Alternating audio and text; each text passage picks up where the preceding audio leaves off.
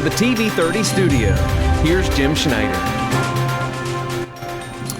Well, hi, and welcome to inFocus. We're so glad you joined us tonight. We're going to be dealing with an issue we have not spent a whole program on for a very long time here in inFocus, and that is the economic climate of the United States. And tonight we're going to hit many, many different issues as we take a look at our economy, for everything from inflation to mortgage interest rates to the national debt, the stock market, the impact of tariffs, that and so much more on the program. And so we're glad that you've joined us.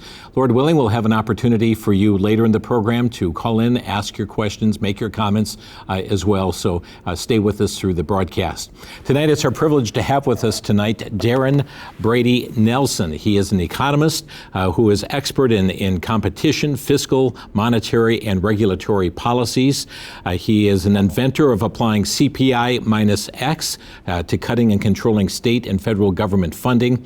He is also a longtime policy advisor in the Heartland Institute of Chicago, as well as that of being the former chief economist and board member for Liberty Works in Australia. He is an author, has hundreds of articles that have been published in various platforms, has made numerous appearances on television, radio broadcast, and also that of podcast as well. And Darren, thank you so much for joining us here on inFocus. Thank you. I'm glad to be here. It's been a long time coming. I'm glad we could connect tonight. Great, indeed. And we're going to get into a number of issues tonight and kind of scatter around, but to hopefully give our viewers a nice picture of the economic outlook and so forth here for our country. And just before we do that, look at the state of the economy, just a comment that you may have on fraudulent scandals that have been uncovered here, even by YouTuber Dick Shirley.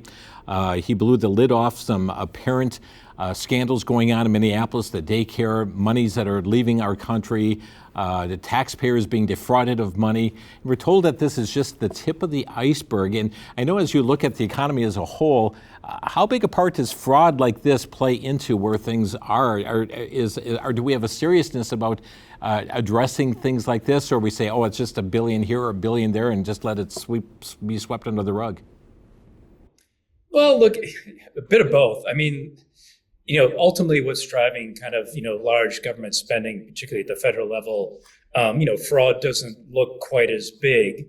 But I mean, in terms of but as we've seen from Congress over, decades, I suppose, regardless of whether Republicans or Democrats have been in charge, there hasn't been much of a willingness to take on, if you like, kind of the underlying sort of structural issues with overspending. So fraud is certainly, is at a larger scale than we thought. The Minneapolis thing has been a bit of an eye-opener, I think, for a lot of people, as was, I think, some of the, original work of DOGE, like looking at USAID. I don't want to call it USA because that's not its official title. But this is, fraud. I mean, it kind of tells you how reluctant politicians are to seriously deal with these things, even if they have, no involvement, there's no culpability as such.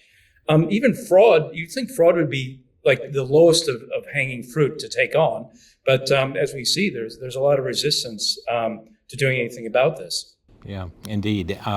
We're going to look at a number of factors here tonight, and one of the things I'd like to begin with is a video clip from President Donald Trump, who spoke just last week at the World Economic Forum in Davos, Switzerland. And he addressed many issues. And we're going to play just the first couple minutes from this because he really started to tout the successes of our economy here in the United States. Want you to hear what he had to say. We'll come back and comment on that. Right now, let's go to last week's speech, the World Economic Forum, President Donald Trump. Well, thank you very much, Larry. It's great to be back in beautiful Davos, Switzerland, and to address so many respected business leaders, so many friends, few enemies, and all of the distinguished guests. It's a who's who, I will say that. I've come to this year's World Economic Forum with truly phenomenal news from America. Yesterday marked the one-year anniversary of my inauguration, and today, after 12 months back in the White House, our economy is booming, growth is exploding, Productivity is surging, investment is soaring, incomes are rising, inflation has been defeated, our previously open and dangerous border is closed and virtually impenetrable, and the United States is in the midst of the fastest and most dramatic economic turnaround in our country's history.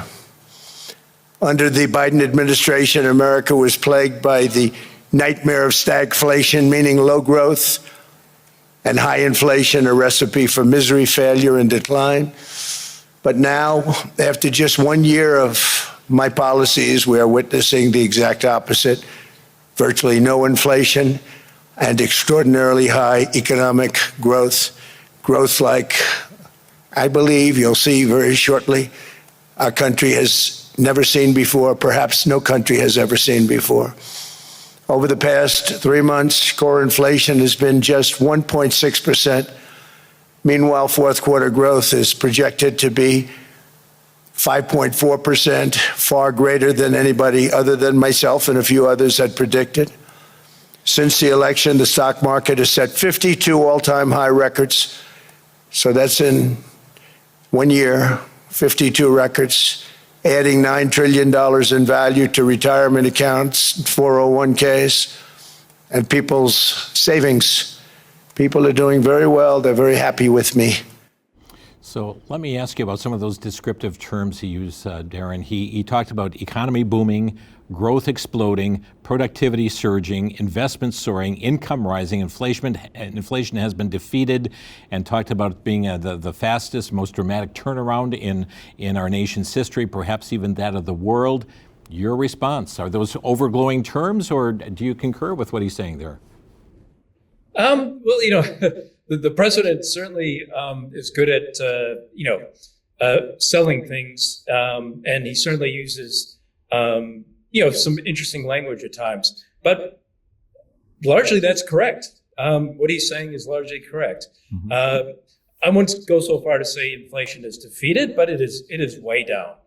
Certainly, as measured by the measure he mentioned, core inflation, which is the consumer price index. Growth, I think according to, I think the figure he quoted, I believe the Federal Reserve in Atlanta is predicting that sort of number, that sort of 5% and a bit over 5%. And I certainly understand, in particular, a key sort of indicator of, sort of real average weekly earnings are up. In fact, I think they're up, sort of over the Biden administration, they were sort of down by 4%, and now sort of it's been up by like over 1% in just kind of like 9 months of data. So for the most part, what he said is actually largely true. Is he kind of like maybe exaggerating in tone? Yeah, perhaps, but not actually in the figures he's quoting. Those are my understanding of the figures as well. Mm-hmm. He also talked about 52 records being set in the stock market. What kind of impact does that have upon our economy? Well, the stock market, that one's a little bit, as an economist, I kind of look to some of the other figures he talked about when he's, talk about particularly GDP, mm-hmm. employment, unemployment, inflation. For me, those are kind of the big ones to look at. Sure. Stock markets, they can be profitable for a number of reasons. Now, they can be profitable for good reasons. And I think, under the new Trump administration, I think there's probably a lot of good underlying economic reality. So in other words, profits can go up simply because, the prices are going up, and that could be basic inflation can feed some of those profits and some of the speculation on the stock market. So, say under the Biden administration, there was a lot more money printing going on. So ultimately, inflation is driven by the Federal Reserve's policies and then the big banks, basically how much money and credit is being pushed out into the economy. Now, if that's not backed up by actual real goods and services, or for instance, under the Biden administration, they were growing the government like, hasn't been done for a very long time. And that's kind of makes, stock markets will look good for a while. And even GDP will look pretty good for a while. So one thing the president didn't mention, and some of his economists who work for him have mentioned, to point out, don't just look at, say, GDP, but look at, the private sector component of GDP, which is, is the most important part to look at. Because, the private sector, when it's growing, it's not growing because it's drawing in taxpayers' money or something like that. This is like real growth in the economy that lead to jobs that can be sustained without any sort of taxpayer subsidies. President Trump has been very critical through the first many months of his term, criticizing the Federal Reserve for not bringing interest rates down. Does he have a legitimate gripe, or what are they balancing there to make that determination whether or not to lower rates? Well, I think he's got a legitimate gripe in the sense that they lowered it, sort of in the lead up to the election last year. They were lowering interest rates, and certainly, if anything, there would be, like I said, there's a lot more private sector real growth going on in the economy, and that would actually lend to the Federal Reserve actually looking at lowering interest rates, which they have ultimately done. It took them a while, and there was a lot of obviously sort of public pressure, if you like, from the president and others towards the Federal Reserve, in particular Chairman Powell. So it was kind of seemed kind of odd when the statistics were showing inflation's coming down, the real private sector economy is growing. This is the time to have interest rates come down after sort of obviously very high rates of inflation, particularly 2021, 22.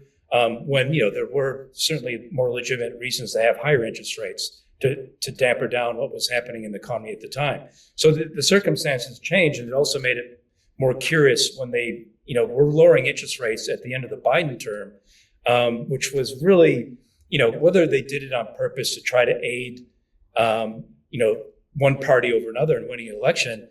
Traditionally, the chairman and the Federal Reserve will avoid just the appearance of that possibility. And they didn't last time. So I think the president certainly had a bit of a gripe on two fronts. Like, that was a very suspicious thing you did from political last year. Mm-hmm. And okay, putting that aside, the economy seems to be based on the data, seems to warrant lower interest rates. Not to mention, I'm sure you're going to want to talk about trade and tariffs at some stage. Mm-hmm. But, there's also, interest rates are an important thing to be able to compete with our trade partners as well. And, and a lot of our trade partners were lowering interest rates, sometimes legitimately given the data that they had, but sometimes not. So, that was, I guess, another pressure that interest rates probably should have come down sooner than they did. In that same speech, the president talked about the United States being the economic engine of the world. He used those terms. And when our economy booms, then the world booms. If we go down, they follow after us going down too. Do we have that much weight around the world? I think so. And I'll say it in two terms. Yeah, it's still the largest economy by most measures, certainly by the standard measures of GDP and GDP per capita, that sort of thing. China being number two. But the U.S. drives the world economy more than just its size. It is really the hub of entrepreneurialism and innovation. Obviously, not just the obvious stuff, tech companies, but really across all the economy. So, and basically what it comes down to is putting aside, that there's a lot of work that can be done at the federal, state, and local level on, if you like, more business and consumer-friendly policies. Overall, this country is, allows for much more freedom to be entrepreneurs and freedom to, choose what you want to buy and all that sort of stuff than anywhere else on the world. Once upon a time, you may argue on a obviously very much smaller scale, Hong Kong might have been the freest and most business-friendly place in the world. But first of all, obviously, it was just a city to start out with, and it's not going to drive the world economy. And secondly, now that's all changed now that the CCP has taken over Hong Kong anyway. So it's more the shining city on the hill, if you like, from an economic point of view. Darren Brady Nelson with us here tonight on inFocus. And Darren, I was just on the usdebtclock.org here earlier today and saw they were posting that we are nearing $38.7 trillion, with those numbers going even much higher when you bring in the unfunded debts and interest as well. How can this be sustained? How much longer can we go before we are just consumed by this and really breaks the bank, so to speak? Yeah, obviously, that's a huge worry, obviously, that sort of number. What I understand, though, it is actually finally slowing down. It hasn't slowed down for quite some time. Those are still obviously large numbers, and they've been built up, it's at least since, I guess, the start of the Bush era, I suppose, Bush 2, I should say. Because I do understand under the Clinton era that they actually did get a balanced budget. And certainly to what extent they were carrying some debt. Some economists think, governments and companies should carry some degree of debt. But putting that argument aside, I believe it has been slowing down because, the economy is actually picking up a lot. They are, finally I think they're getting serious about cutting spending. I think the DOGE initiative was important to that. And I, obviously look forward to, what the report is going to be. Because this year, there was only so much they could do, through DOGE and the big, beautiful bill. But I understand that, next year is going to definitely be about making some serious spending cuts, for the rest of the Trump term. Because the DOGE report, I believe, comes out, will be released publicly by July 4th this year. But hopefully, I'll sort of give you a chance to sort of ask some more questions, but hopefully we can talk about my solution in the background. That's right where I'm going to this now, because you are really the inventor of what's called CPI minus X. So I want you to explain that to us, because we think, how do we get a handle on this debt? How do we make those numbers not just slow down, but reverse, going the other direction? So tell us about CPI minus X. Just a quick diversion. I'll tell you why the U.S., if you like, gets away with having such a massive national debt compared to pretty much any other country, or even compared to the worst spending state in the union. Mm-hmm. It's because ultimately, the U.S. dollar is the reserve currency.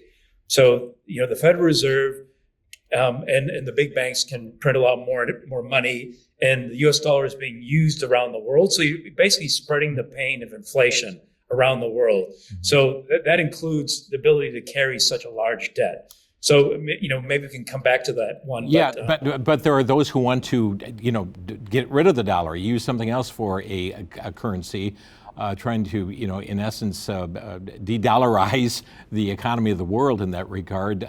Is that a present danger? I don't think it's a present danger. I think, because of the better steps towards having just a better economy and to be serious about taking on spending, which will then feed into obviously less deficits and less debt. Not to mention, again, I think we'll no doubt talk about trade and tariffs. The tariffs bring in some extra revenue as well. But, with the economy growing, you get the kind of Laffer curve effect that basically, without having to increase the tax rates, with all this economic growth, you just bring in more actual tax revenue.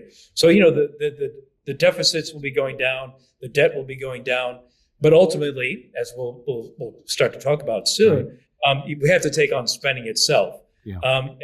And my CPI minus X approach, I think, it's not the only way you could possibly do it, but I think it's a very good way.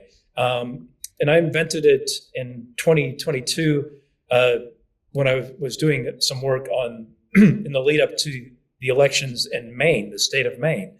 And I was hired by a think tank there, the Maine Policy Institute, to kind of because, basically they were hoping that the Republican candidate, LePage, was going to win because he had a platform of basically getting serious about state spending. And we were looking for a good methodology, one that wasn't overly complex that people could understand.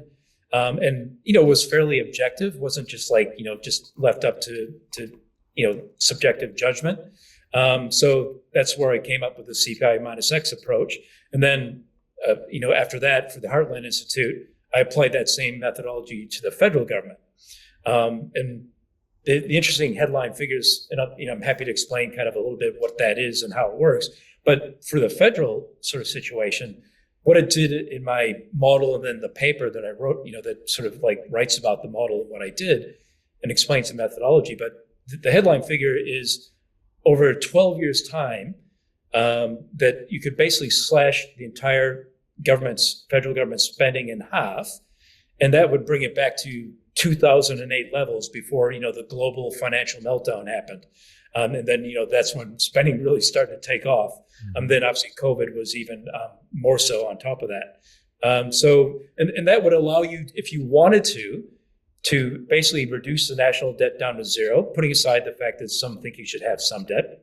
You could, if you wanted to, you could bring it down to zero. And at the exact same time, you could afford to give 20 grand back on average to, income taxpayers, like every year, 20 grand on average for 12 years. So, and get the debt down to zero. So, it was, that's pretty significant savings that could feed back into, taxpayers' pockets and to businesses' pockets, et cetera.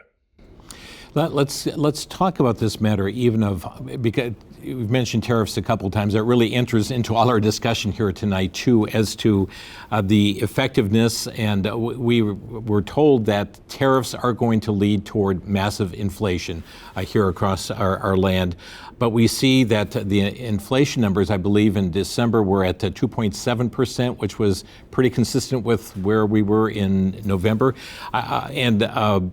This has beat the expectations of many looking at this 2.7 rate. Are these inflation numbers accurate? Are they higher than what the administration is claiming? President Trump seems to think, we've kind of licked this in inflation matter. There's still some inflation, but give us your thoughts on where that is, and then the tariffs and how they impact that as well. Yeah, well, as I understand it, look, there's a number of measures, but the one that he cited, the 1.67% of the core inflation, yeah, that's an accurate number, and that's pretty low. That's certainly well below, if you like, the Federal Reserve's target of 2%, which, to be honest, they haven't met very much anyway over the past several years, and at least. So no, I'm not sure if you can never say you've licked inflation, that's it, we don't have to worry about it ever again. Just like freedom, you always have to be vigilant. Right. You still have to be, keeping an eye on things. You still have to be, pursuing good policies and so that, but yeah, at the moment things are looking very good. In terms of the tariffs, I wrote an article sort of early in the year on the tariffs. It was titled, I think, something along the lines of Adam Smith blesses Trump's tariffs. So basically, I was trying to get attention, but I was also being truthful. I studied economics, and kind of one of the things that really inspired me when I was studying economics for the first time at university was Adam Smith's Wealth of Nations, reading that book. And he's what they used to call a classical liberal. Basically a reasonably free market oriented economist, probably considered like the first of those sorts of economists. And interestingly enough, he's also known as kind of almost pretty much the godfather of free trade economics as well. So I remember when I read the executive order, on Liberation Day, I kind of read through it. And I was, one thing that struck me is it was actually a pretty well written executive order and explained things well, whether you agreed with it or not. And then I discovered the three main reasons that they were doing this. The three reasons they wrote down. I was thinking to myself sometime later, I'm going, where have I seen these three reasons before? And then it occurred to me, Adam Smith had the exact same three reasons why the exceptions to free trade, if you like. One was defense, and from Adam Smith's perspective, and I think also from the Trump administration's perspective, that's always like a reason that you're always going to have to maybe use tariffs, right? Don't have to necessarily use tariffs. And then the other two were kind of quite similar. They were both almost, if you like to use President Trump's terminology, they were art of the deal. Basically, if you're getting hit by tariffs by one of your trading partners, it was legitimate for a number of economic reasons to hit them with reciprocal tariffs, right? And if they were really, hitting you with, very high tariffs and maybe some other non-tariff tariffs, barriers to trade, you hit them, if you like, even harder with punitive measures, with the point to bring them to the negotiation table with the view that hopefully we can all reduce our tariffs and other non-tariff barriers to trade. The two are kind of similar. So even if they're kind of levels of tariffs that aren't considered overly punitive, and you want to hit them with reciprocal tariffs, still I think you want to bring them to the negotiation table and try to just lower them over time. And people go, well, people might go, well, that's not right. Well, I mean, Trump had his tariffs on for 2 weeks, and then suspended them to go into negotiations about hopefully lowering tariffs. Mm-hmm. So I think that actually he wasn't just pure coincidence. Right, and you use the term the art of the deal, and that's what's been talked about through this entire process, is that even by causing or saying that we're going to spike the tariffs to whatever the amount is, that has brought countries to the negotiating table for them, of course, to be lowered and to have better trade relations, et cetera. We saw it happen just in this past week as well, where we have the Prime Minister of Canada, Carney, who is all of a sudden talked about this new world order and talked about this trade agreement with China, and now we have President Trump talking about, okay, you're bringing China into North America. We are going to bring a 100% tariff against Canada, and all of a sudden there's backpedaling coming from the Prime Minister now saying, no, that's not exactly what we meant here, and want to preserve that trade relationship with the United States. Yeah, I mean, a lot of even my friends who are kind of free market economists, they were pointing towards, oh, this looks like the 1930s and the Smoot-Hawley tariffs and all that sort of stuff. Yeah, well, people back then, when they put on those tariffs, they thought protectionism was a good thing, and that somehow would lead to kind of like greater wealth in the economy. All the indications, including, I know people who have worked for Trump in the first administration and now work in the administration this time around. They go, no, that's not at all how he thinks about tariffs. He uses it as a negotiation tactic. Obviously, on economic policy matters, it is the Canadian and the electric vehicles and the other sort of China trade, yes. But he also uses it as a kind of broader foreign policy tool, and he's certainly been using it to great effect so far. Friends, tonight as we're talking, we also want to have open phone lines available if you have questions pertaining to the economy, some of the things that our guest has mentioned tonight, want to probe a little bit further. If you have a question you'd like to ask or a brief comment, our phone number tonight is 414-935-3030, 414-935-3030. You can reach us toll-free at 800-733-8830. That's 800-733-8830. Or if you'd like to text in your question, you can use our text line. Just put in your first name, the city that you're texting from, and you can send that to our text line 414-459-9638. That's 414-459-9638 to our text line. Be glad to take some of your text questions as well. Just first name, city that you're texting from, and we'd be glad to enter you into the mix here as well. I'd like to talk about, as we were just talking about tariffs just a bit, the president has talked about tariff rebates to the American people. We've also heard about doing away with our income tax system as we know it by just taking money through tariffs. Is that plausible? Yeah, well, that I don't know for sure. I love the sound of it. I haven't seen the numbers. I'm not sure if anybody, like Kevin Hassett or any of the other economists working for the president have, sort of analyzed that and put anything out in the public as of yet. I certainly understand that, the Income Tax Act comes out of, I believe, I think it came out in 1913. It was a constitutional amendment that allowed the federal government to actually, before that, the federal government didn't have any power to levy an income tax. And it's actually, in the 19th century, I understand the U.S. federal government, tariffs was really the main form of revenue for the federal government. Mm-hmm. So, it certainly, it might take some time. It could probably happen because I understand, again, this would be more of a question for a lawyer. Just because the U.S. federal government has the right to levy an income tax doesn't mean it has to levy an income tax. But obviously, it would certainly take, I believe, Congress, to at least, repeal the income tax act, and then not put in another one at some stage. So, I'm not sure, that would certainly leave some uncertainty. It's not like any president can literally get rid of the income tax. Now, does a president have some leeway in there essentially to charge a zero rate of income tax ultimately? I'm not sure. That would, again, be a question for sort of more like a constitutional lawyer, I suppose. But I'm certainly fascinated by the idea, if it actually is legally possible, over some sort of, reasonable time frame, that obviously doesn't, leave kind of debt and deficits skyrocketing. If there was some way to, move towards, again, maybe, and again, more like a tariffs, if they stay at kind of like a 10% level, that's pretty reasonable. I'd love to see, any tax stop at the 10% level and not go up any higher than that. Mm-hmm.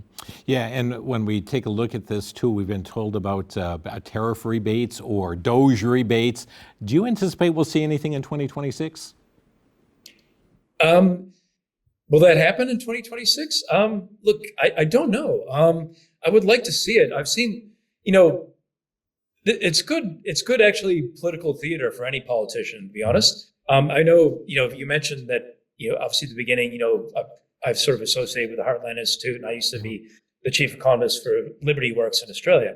Just a quick sort of background, Liberty Works kind of eventually disappeared and was replaced. The person who started Liberty Works started up CPAC Australia. I don't know if your audience has heard of CPAC, which is, the kind of biggest conservative conference annually in Washington, D.C. And they've been kind of starting these around the world. So anyway, Liberty Works disappeared for, if you like, a bigger and better cause, as the person who started it saw it. So where I'm getting to is so I've spent I'm a dual citizen in the U.S. and Australia. So I've done a lot of work in Australia as well as the U.S. I have family in both countries.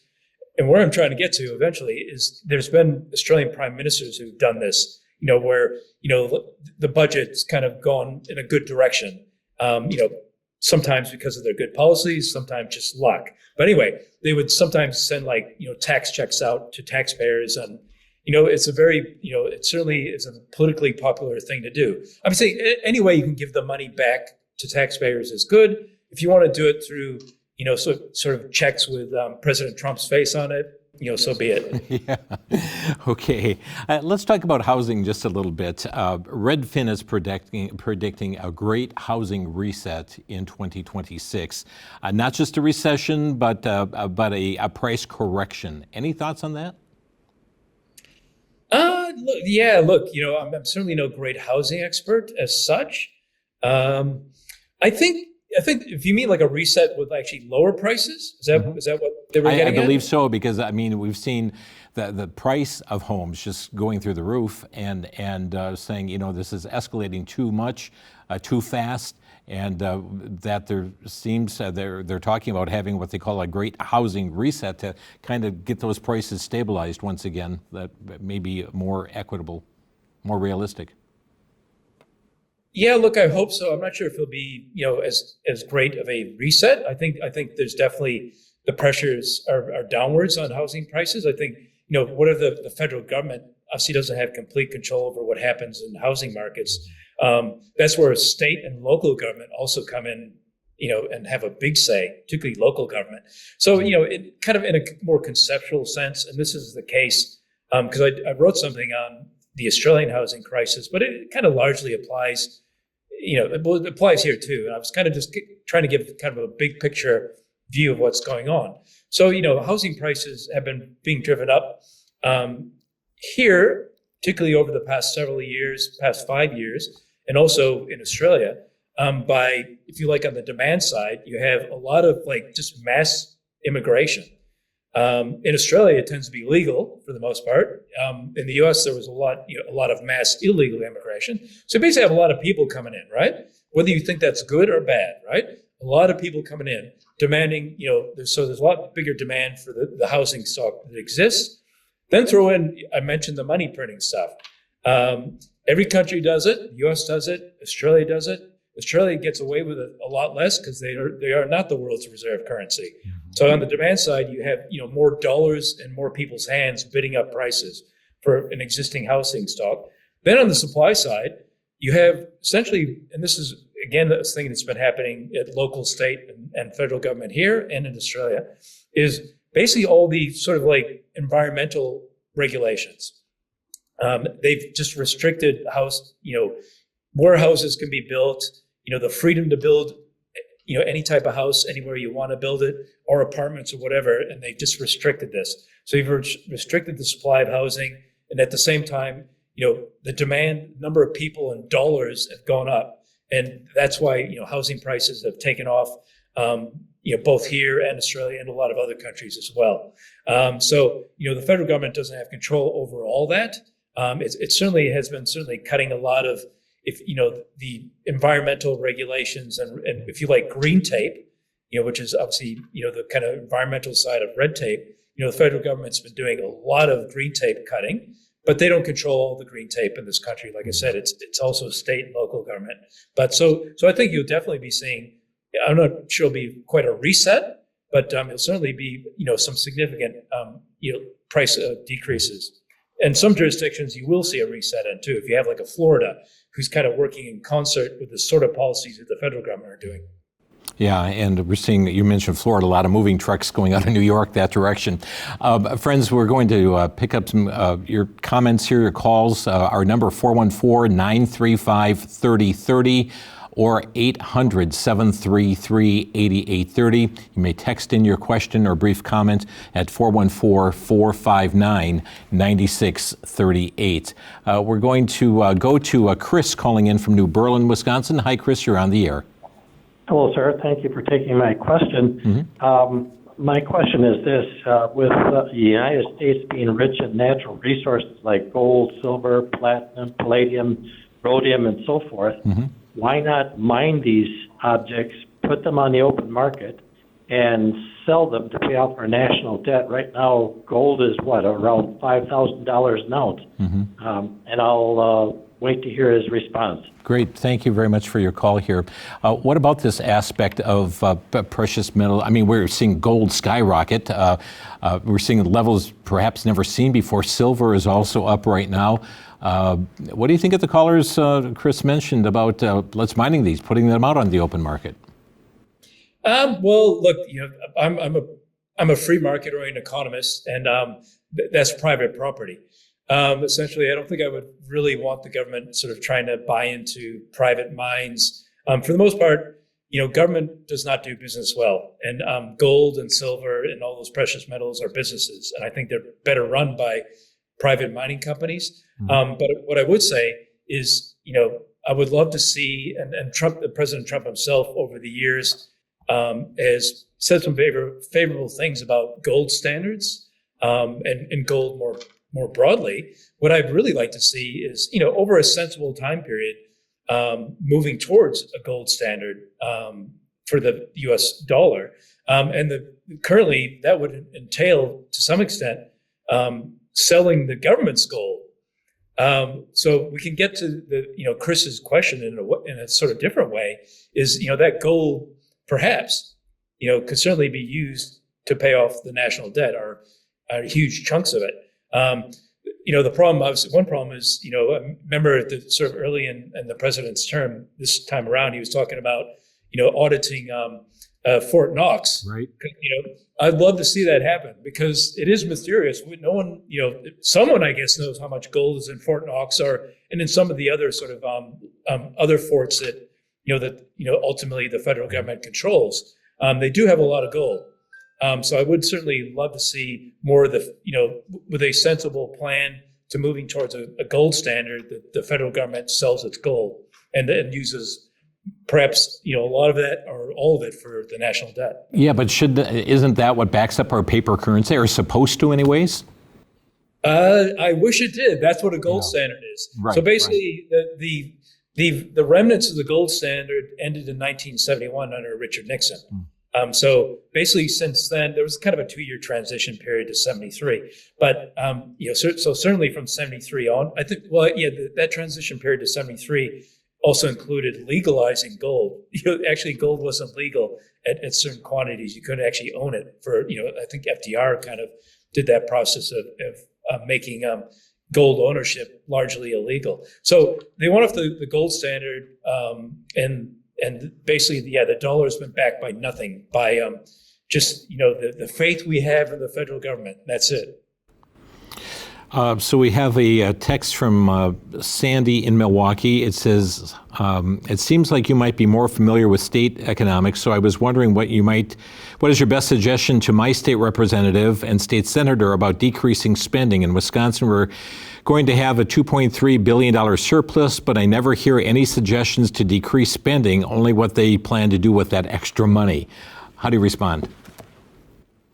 Yeah. Oh, okay. Well, in terms of spending, well, the picture to what is it? Let me, if I can get my finger up in the air, wrong side. Yes. Yeah. the main policy budget. Which way the wind is blowing? Yes. Yeah. Sorry, it was a bit clunky there. But the main policy budget and the CPI minus X, you have an off-the-shelf solution which could easily be applied. Obviously, the numbers need to be crunched in the Wisconsin context. Mm-hmm. But in one of the, I should explain this, the X in CPI minus X is essentially a benchmarking of government expenditure. So it's basically what I did for the state of Maine is I looked at, all the 351 agencies that they have. And I hope Wisconsin doesn't have quite that many agencies, which is kind of ridiculous because the state of Maine is like 1.4 million people. So it's quite tiny to have so many government agencies. But so it looked at what the Maine government has achieved in terms of spending cuts over the course of a couple of decades, and also then compared it to similar states in the New England states, and also compared it to some of the rural states in the U.S. So a similar exercise could be done in Wisconsin, and it largely pumps out a fairly objective number to give you a target over. In the case of the state of Maine, we had an 8-year plan. They do biennial budgets in Maine. So, so basically, had 4 of those over the course of 8 years. So that would be, definitely, that would be something for the state representative to have a look at and discuss with their colleagues. But it's always, what are we going to spend this surplus on? Not often do we hear, let's reduce spending. Let's, or rather reduce taxes here in our state. So the burden is so great that we're not collecting all these extra monies. Well, again, you could start with that report because one of the key parts of that report was to actually reduce taxes in the state of Maine, not to just like, oh, we have this big surplus. What are you going to do with it? Like spend it on your pet sort of, infrastructure projects, right, which turn out to be these kind of white elephant projects. So, like the sort of things that get proposed in California, these high-speed rail things that never get off the like our trolley in Milwaukee. Yeah, well, at least I'll give the trolley. One good thing about the trolley, and I am from Milwaukee, and and I've been except for I've been in the Washington D.C. area over the past several months. I've been back in Milwaukee for the past 5 years essentially. So I understand at least the trolley, the capital expenditure was government. To build it and all that, and that's obviously very expensive. But I do understand at least the casino pays for the ongoing operating and maintenance costs. So I guess that's something, that the taxpayer is not footing the bill. You just have to put up with the casino ads on the side of the thing. And putting aside the fact it really doesn't go too many places in Milwaukee, but there you go.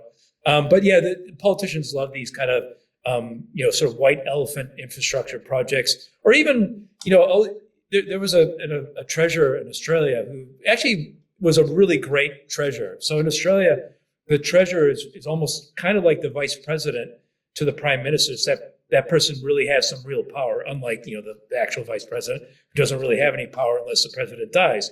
So that treasurer, Peter Costello, he loved the idea of putting surpluses into a sovereign fund. But I think that's just kind of like a fancier way of just having a white elephant. Like, why is the government hanging on to this money? Right. The government maybe should keep some of the surplus because, there may be a deficit, but you certainly don't want to have a huge surplus. Give that money back to, the hardworking Wisconsinites. Our phone number, 414-935-3030 or 800-733-8830. Our text line, 414-459-96 38. Let's get back to Capitol Hill for a moment. We have the House passed these funding bills, and these have now gone over to the U.S. Senate. We just came through a historic government shutdown, and they have until the end of this month here to bring about passage in the Senate, or we're going to have a partial government shutdown once again. And now with what's taking place in Minneapolis, the speculation is very high that the Senate is not going to allow for funding for the Department of Homeland Security because of matters that are unfolding there and unlikely to pass this. Give us your take on what's going on here and if we are facing another government shutdown here just days away. Yeah, well, that's that's kind of a bit of a political calculus, but from sort of my contacts on the Hill and other people like that, it doesn't look like there's going to be even a partial shutdown. There's certainly a risk of it. Basically, obviously, what the Democrats in particular have an issue with is, as you mentioned, ICE, and ICE sits under Homeland Security. But the money that's going towards ICE is in this appropriation bill is pretty, relatively minuscule. So I understand the vast majority of ICE's funding is already been signed off under the big, beautiful bill, right? So, if worse comes to worse, that money, perhaps ICE doesn't need it, given the money that's been committed to them through the one big, beautiful bill. Senate Minority Leader Chuck Schumer seems pretty determined, not one more dime. So I guess we will see what unfolds this week or not there. But there's another matter that's pending in Congress too, and that's the Reconciliation 2.0. And I understand a framework has been developed for this right now. And again, give us your comments on and where you see this going, perhaps in the economy, the impact. There's such a slim margin of Republicans over Democrats in both the House and Senate. Do you see a path forward for Reconciliation 2.0? And if so, what would you suggest would be good for our economy to have in that Reconciliation 2.0? Yeah, that one, I must admit, I'm not quite sure where that's going to go. Mm-hmm. I don't know how that one's going to play out. I'm hoping, that basically to take it back, I guess more to the bigger picture. Mm-hmm. You asked me what would I like to see. Yeah.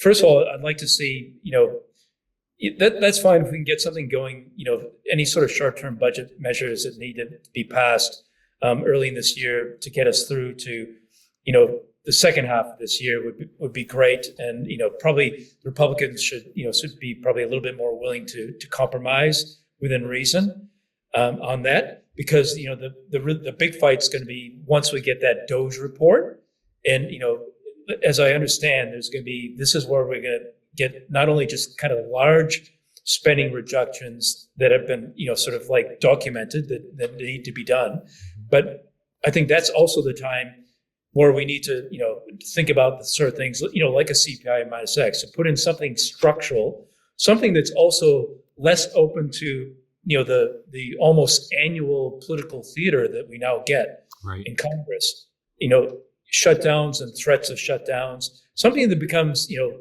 gives, Congress less room to move, I suppose, where we get in place a good path forward on reducing spending in a sensible way. And that also that ultimately, hopefully both parties can agree on, put in place maybe even some kind of new sort of independent institutions, maybe making DOGE or something like a DOGE a more independent, ongoing sort of, if you like, regulator of budgets. And then so that's something that Congress can and the executive can ultimately be happy with and sign off on. Let's hit another issue, bring in that's in a matter of energy. And we have seen the price of gasoline go down significantly. But what about energy prices overall? Yeah, well, I understand. Yeah, I mean, that's obviously being driven by, the oil price that's been going down it's gone down significantly, over the course of the past 12 months, I should say. And that, oil obviously it determines the gasoline prices and a whole bunch of other stuff. And I think just, that's kind of, that's interesting. One area, like, I've talked about kind of some of my friends, my free market economist friends, kind of more libertarian oriented people who, obviously sometimes get a bit over animated on tariffs and what might be the impact of the tariffs. One area where, if you like, most people of a free market orientation are very much in agreement is on Trump's energy policies. He's really freed up, energy in this country. As we discovered that in the first term, and even coming into that first term, I didn't, even realize that, that the U.S., if it was released from its shackles, could be basically the number one energy producer in the world on oil and natural gas and a whole bunch of other fronts. And I think, those policies obviously come back again on steroids. And energy, we talked about money, and, money ultimately is kind of the key driver of inflation, because money is the thing that's involved in every single transaction with a good or service, right? Mm-hmm. So that's why it impacts, the price of everything. Well, energy is not far behind. Energy is just like, such an important thing that will just reduce prices, not just in gasoline, which is great in itself. If that's all it did, we'd still be pretty happy, I suppose. But it's going to impact, just prices throughout the economy, and it's already starting to do that. So that's just, a huge thing to bring down, if you like, inflation. Let me bring up another issue here, and that is the talk that President Trump has had recently of, and this is dealing more with personal finance, lowering that credit card interest on individuals' credit cards, capping them at, let's say, 10% for a year. And I'd like to get your thoughts. Number one, does the president have that authority, or is this like pressuring companies to do this? But what kind of impact would that have on our economy if indeed you were able to cap those credit cards at 10%? Yeah, well, this is probably the one I'm probably going to not be as favorable sounding towards the president's policies. I'm not a fan of any sort of price ceilings and floors, because then you just create a whole bunch of other problems elsewhere. The classic one that people, like, I think, was it President Truman who made the joke about, like, I want a one-handed economist, because he complained that on the one hand we think this, on the other hand we think that. Well, one thing that, surprisingly, economists, even kind of across, if you like, the ideological spectrum, not completely so, but, price capping and price ceilings, they're not a good idea. They don't work.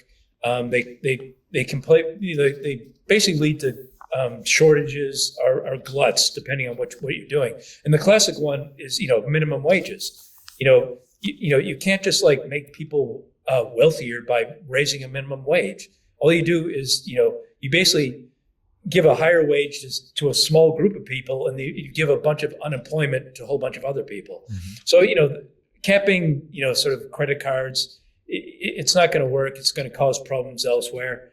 I'd rather see, better solutions than that. Yeah, and of course we've seen that happen in New York City with the new mayor, Mamdani, as well, talking about, capping, having rent controls and on that list goes. And there is going to be a ripple effect from that. Oh, yeah.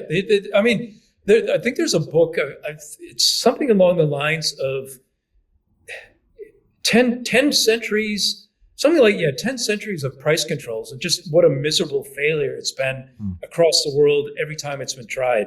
And it's actually led to, like, some scholars think that, kind of some of the bad price controls that were put in place by the Roman Empire, helped sort of like bring about the fall of the Roman Empire. And certainly it's been documented that it certainly helped bring on the French Revolution to some extent as well. Just also, let me get your comment. We have just a few minutes left on the auto industry. Prices have gone through the roof. Is that an area that we expect to see a turnaround in the economy? What would, I guess one of the things we're hearing about is less mandates. We have had all the green controls put on the auto industry, and if you remove those, that is going to necessarily drive the price more affordable for individuals. Yeah, actually, look, I haven't been following that policy very closely, but that is quite a turnaround from certainly not just obviously the previous Democrat administration, but any Republican administration I can think of in my lifetime, is to finally kind of I understand it. They're not just freeing up the auto industry in the U.S. from a lot of the kind of restrictive environmental related regulations, but I think they're also kind of moving towards freeing up from there's just a lot of red tape surrounding the auto industry. I remember meeting someone from the auto industry, actually in Milwaukee, a number of years ago, and he used to work in the auto industry, and then he was working for the Bradley Foundation, which you or some of your viewers may have heard of. It's obviously a very big foundation, not just in the Wisconsin area, but it's actually a very big foundation for the U.S. It's kind of a free market oriented sort of foundation. And that fellow who was there, I was surprised. They seem to be as regulated as the public utilities industry, if not more regulated than the public utilities industry. And that was actually quite a shock to me at the time. So, if you free it up, allow more competition, more innovation, that's definitely going to not only drive down prices, drive up, and it's going to drive the amount of cars that can be produced, and actually the quality will also go up. It may seem counterintuitive, but prices going down doesn't mean necessarily profits go down, because then it allows their costs to actually go further down, and they can still make good profits.